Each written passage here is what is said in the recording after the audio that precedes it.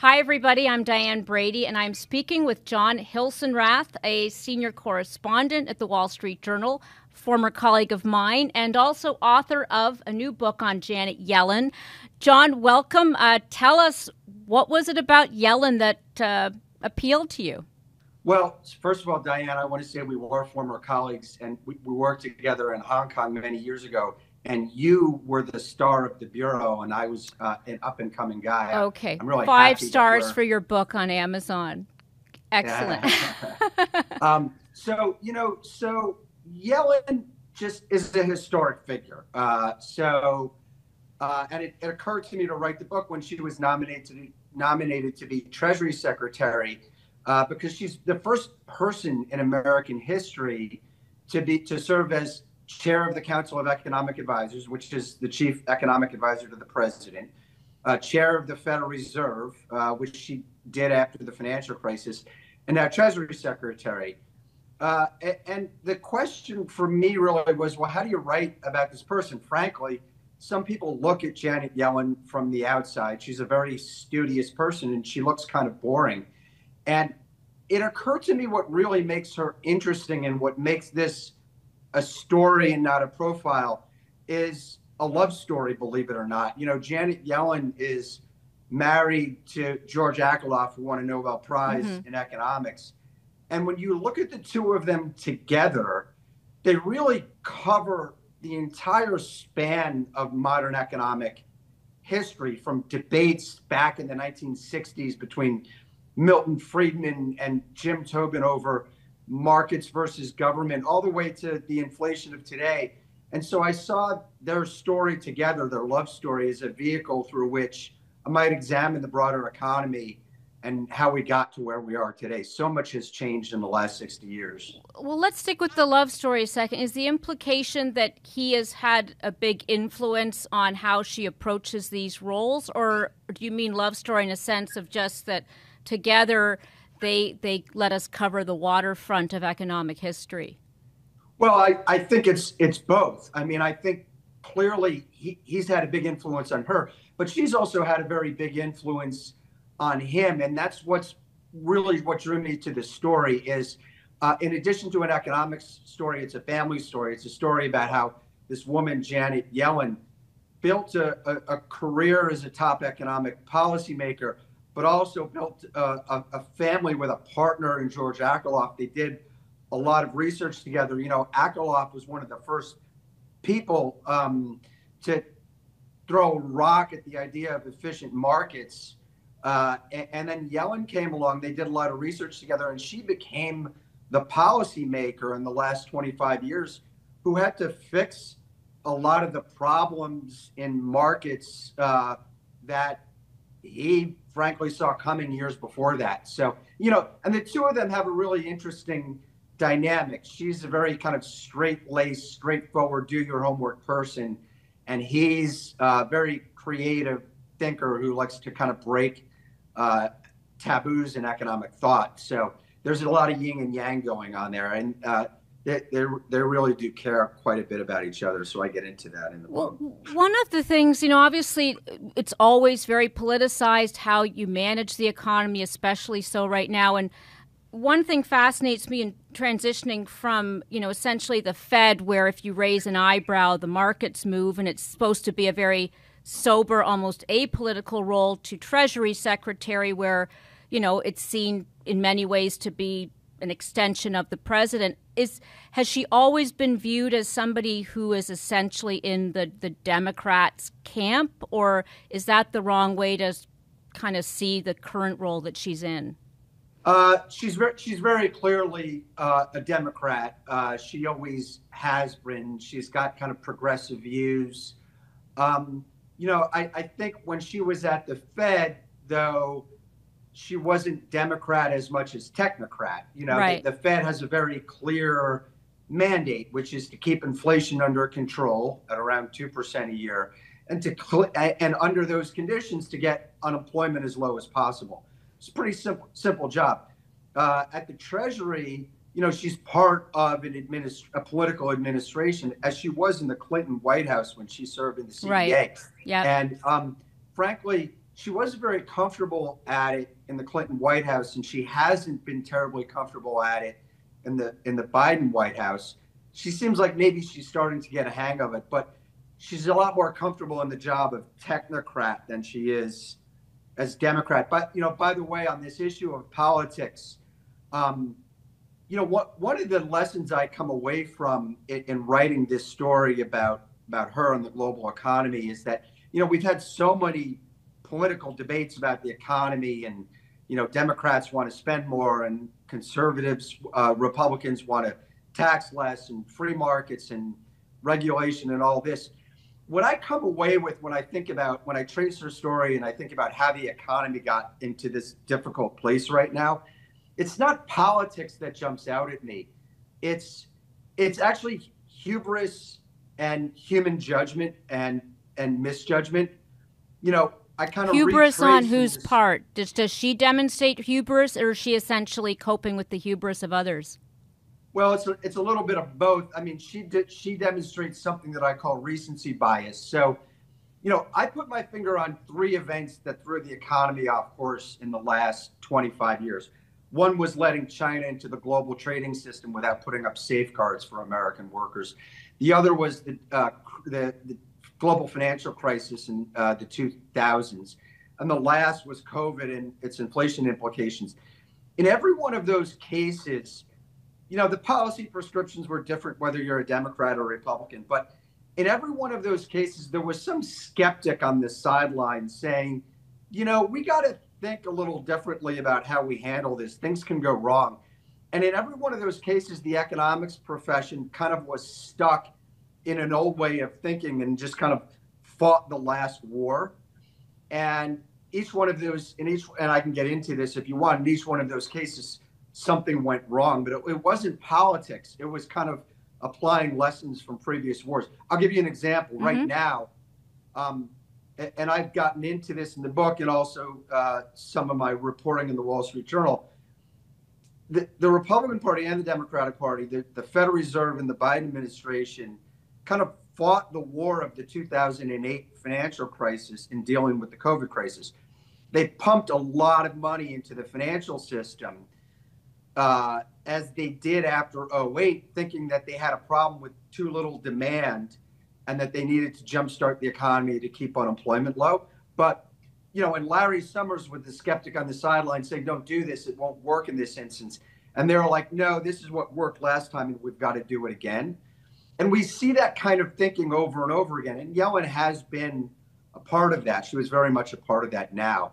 After I'll give you one other example. After the 2008, going into the 2008 financial crisis, Alan Greenspan and the Fed thought it was okay to leave banks alone because, we had a tech bubble that burst and the banks came out of it fine. They used derivatives to manage their risk. And he was like, the banks can manage their own risk. We don't have to worry about them. Some economists said, no, we got to be careful about this. It was dismissed and we got a financial crisis. So it's really, for me, what comes out of this is judgment, human judgment. How do you look at the problems of today? And I think that's the lesson that we get out of the economic story of the modern era. It's interesting, when you think about Larry Summers and Alan Greenspan, I mean, if you're commenting as an independent citizen who doesn't have to balance all these, political issues, you're not in the room with your boss telling you what, he wants in this case. Do you judge, is it easy to distill what Yellen thinks from the brief that has been handed to her? When you look at the history, is there a through line of a very consistent economic philosophy that she's expressed in all the different roles she's been in? Well, Yellen, and this is what tied her to George Akerlof. They fell in love at the Fed in the 1970s. I'm trying to imagine that love affair. You like supply side, I like supply. No, but when we could talk about that if you want. There was a dog named Sweetie involved, but we'll Yellen save has it for the been book. Concerned about high unemployment. She grew up at her dinner table hearing stories about the Great Depression. Her father was a doctor. He used to talk about the problems that his patients had when they lost jobs, the problems it caused with loss of dignity, alcohol abuse, marital and family problems. She always thought that unemployment was the big problem that economists had to deal with, and so did her husband, George Akerlof. So, that's always been top of her mind. The constraint for her has always been, okay, we want to bring down unemployment in conditions where there's no inflation, because inflation is bad too. And that was her mindset going into the COVID crisis. And the lesson she learned from 2008 was, well, we can throw a lot of money at the economy and there won't be inflation, because we didn't have inflation after the 2008 crisis. So it looked like we weren't going to get it again. So there was this problem of recency bias. She thought the last war would play out the same way this one did. Her philosophy was attack unemployment. That's really always been her philosophy. And the question is, do the tools that you have, are they the right ones to deal with unemployment in today's context as opposed to the last context? How do you think history will judge her as in any of these roles? I mean, let's take the current most urgent one of being Treasury Secretary. And I know it's hard ourselves to, go forward 10 years and look back. But in terms of her performance on the job relative to the time she's in, even compared to other Treasury secretaries, how has she done? Well, I just think you cannot take the current inflation off the report card, which drives her nuts because she's prides herself on being a straight A student. It was a policy failure. It was a policy failure by the Fed. It was a policy failure by the Biden administration. And you could argue it was by the Trump administration too, because we pumped so much money into the economy, and that hurt people. So that was a stain on her record. At the same time, when you look at the post-financial crisis era, when she was at the Fed, she really pushed that institution to change the way it operated and the way it thought about unemployment and inflation in this kind of low interest rate, post-crisis era. And in that environment, it looked like she was right and a lot of her critics were wrong. When she left the job, unemployment was down near 4%, inflation was very low, stock market was rising. She left the Fed with the economy in really good condition. So you can't take that off of her scorecard. What I hope to do with this book in judging anybody's record is, I think at the end of the day, we're human. I think it helps to put the political blinders aside and just kind of look at what a person does on the merits. And she made some very good calls. She became Treasury Secretary and Fed Chairman because of those good calls. And then she made some mistakes. The one other thing I think you have to say when you're talking about Janet Yellen is, and it's remarkable we're this far into the conversation and haven't said it, she broke every glass ceiling there was for a woman in a very male-dominated field. She was the only woman in her PhD class at Yale in the 1960s. She was one of very few women on faculty at Harvard in the 1970s, and they didn't offer her tenure. She was only the second woman to be chair of the Council of Economic Advisors in the White House. First woman to run the Fed, first woman to run the Treasury. So I think for a lot of women, she's a very important figure. And I think there's some interesting lessons we can learn about how she got there, how she broke these glass ceilings, which have to be a part of the story in addition to the story of, was she a good policymaker? Anything in particular stand out that, obviously she is in a unique position in history, but do you think, and maybe feels compelled to say something about Roe v. Wade or, weigh in on issues of interest to women, but in what respect did she do things differently than any of her male peers to get to these roles? I'd say several things do stand out about her and how she got to where she was. First of all, as a child, her mother drove her crazy. As one does. Her mother insisted not only that she do all of her homework, but that everything be right. And she became kind of compulsive about doing her homework. And that has defined her as a policymaker. And that's mattered in the world of economics, which is a very argumentative profession where people like to shoot down each other's ideas. People would say no one was ever more prepared for a debate than Janet Yellen, and I think that prepared her for a lot of tough debates. So that's one. There's also this idea for women in the workplace that it's important to lean in. Sheryl Sandberg coined this phrase. I think for Janet Yellen, she leaned in, but she didn't do it just to be heard because she's a woman. She leaned in when she thought she had something important to say. So when the Fed was having battles after the 2008 financial crisis, she literally pounded her fist on the table that the Fed needed to be doing more because she thought she had the right answer and she thought it mattered. She didn't lean in for the sake of leaning in. Another thing I'd say is she had a sense of purpose from the very beginning, which was this idea that unemployment is devastating to people and to families. And she wanted to be a person who addressed that in any way possible. And then finally, I think this is the most important lesson, and it comes back to me, to the love story that we started out talking about, is my lesson from her is choose good partners. Her husband, George Akerlof, he won a Nobel Prize in economics, but he made it very clear to her that her job was just as important as his in their family. And that when she got offered an opportunity to go work in the Clinton White House, and he was on staff back at Berkeley, he said, "Yeah, let's do that." And when she got an opportunity again to come back to the Fed, and they were back in Berkeley, California, he said, "Yeah, let's do that."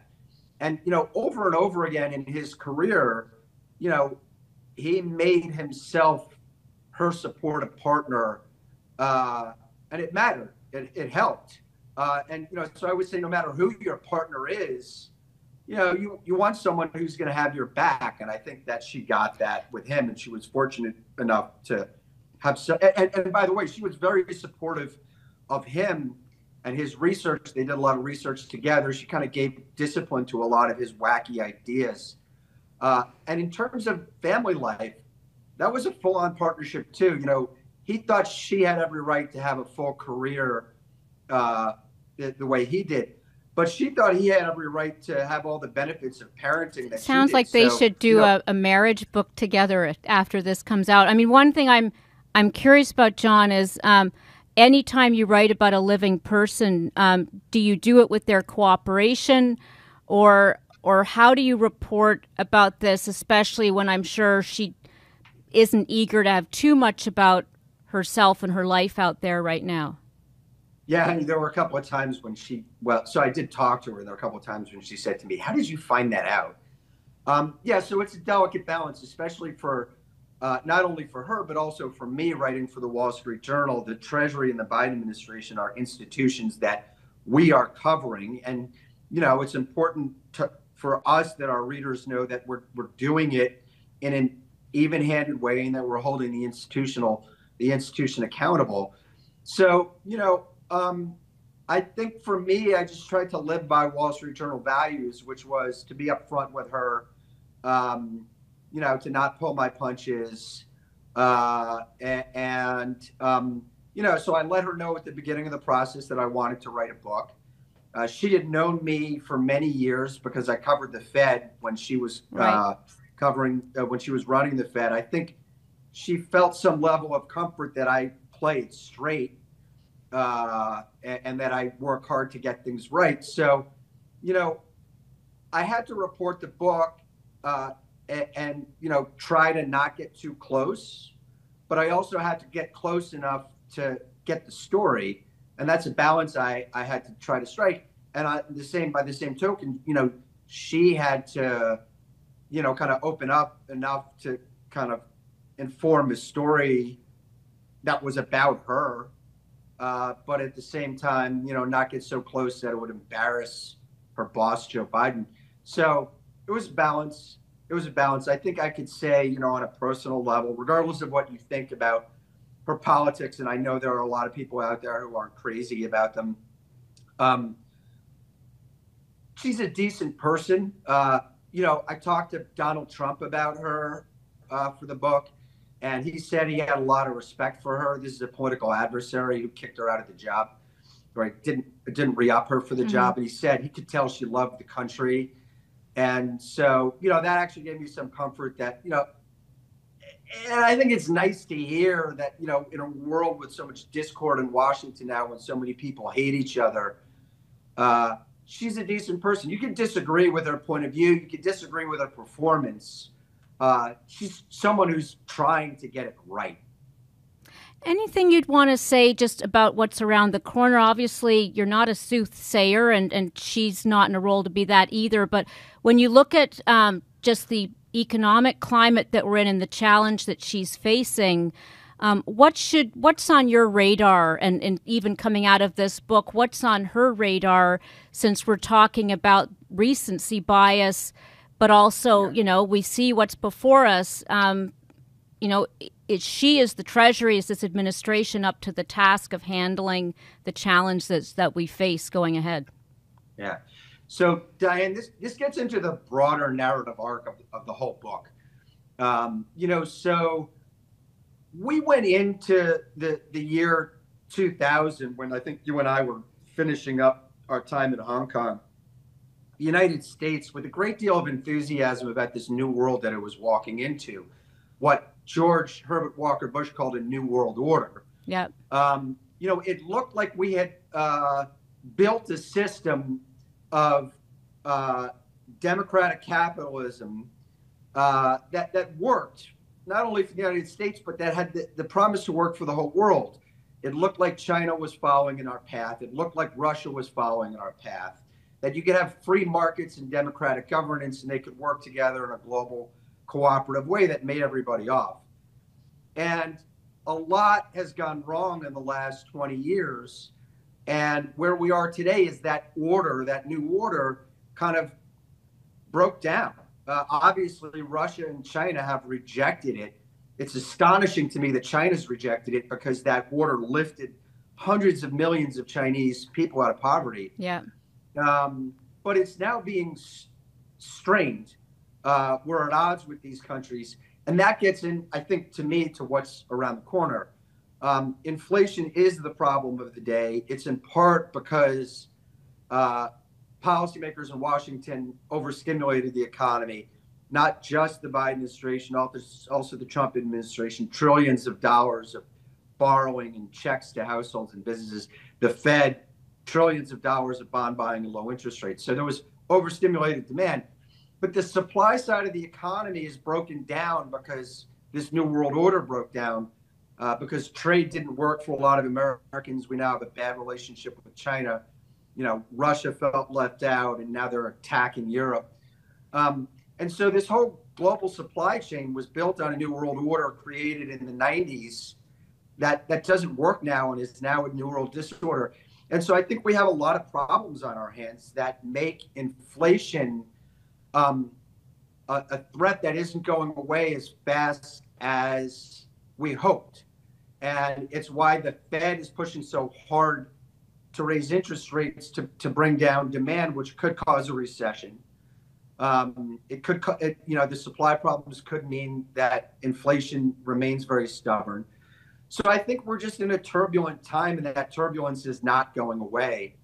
And I think it's going to make the second half of the Biden administration a real challenge, And Yellen recognizes this, does she? Do you feel like, again, to bring it back to the book, to circle back to that, is she seeing the world through, this prism as well? Do you think she appreciates the need for, I suppose, a radical new policy on this? Well, the problem is, first of all, she's a worrier. So yes, I think she's very much worried about the U.S. relation with China, the U.S. relationship with Russia, the effects that it's had on the global order. I think she would like to fix it, and she feels somewhat hamstrung in doing that, because she can't change the way the Chinese react to us, the way American people feel about China's trade behavior, certainly the way Vladimir Putin is behaving. So I think she feels like there are a lot of challenges. I say in the story I just wrote, there's a lot of rumor in Washington that she'll be gone after the midterms. She doesn't want to leave the job. She made it very clear that she doesn't intend to leave the job. She doesn't like the stain of inflation on her record, and she wants to see it through to get rid of it.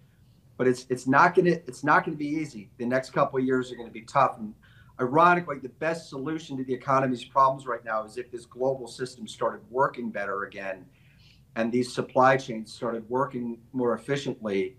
And there's just so much global discord, it's hard to see that happen. I think she would like to work at fixing that. And listen, like the Chinese counterparts aren't really even engaged with U.S. counterparts on the economic level right now. Certainly not the Russians. We've sanctioned their central bank. So it's tough. It's a tough road. It's going to be a tough year ahead. If you're an investor, I think investing in volatility has been a pretty good strategy the last couple of years. So, John, last question. And the book does come out November 1st. Remind us first of the full title, just so people know where to get it. It's called Yellen. Very simple. It's called Yellen, and it's been published by HarperCollins. Okay. And my final question is she the right person for the job? You've spent a lot of time with her. You've covered her now, and you've written a book. Is Janet Yellen the person who will, you think, be best equipped to take this administration through the second half? Diane, this gets to this issue we were talking about managing your sources. Like, I'm not here to give anybody an endorsement, right? Or to say she does deserve the job or doesn't deserve the job. I think any administration has to ask, what are the alternatives? And, I think I can say that she means well, and she's doing her best, and she's a pretty smart person. Mm-hmm. She's made some mistakes, and she's made some very good calls. She's not great at the politics, but when there's a problem staring her in the face, you can be sure, she's literally getting 300-page briefing books that she brings home at 76 years old and reads through them from beginning to end every weekend. Still doing her homework. She's still doing her homework, and she's not going to give up until she gets through this problem and finds her way to the next one. Great. Well, Jon Hilsenrath, thank you very much. Good luck with the book, and hope everybody gets a chance to read it. It's been a lot of fun talking to you. It brings me back to the old newsroom in the AIG building of Hong Kong. Exactly. Good days, and look forward to seeing you soon. Thanks. Thank you.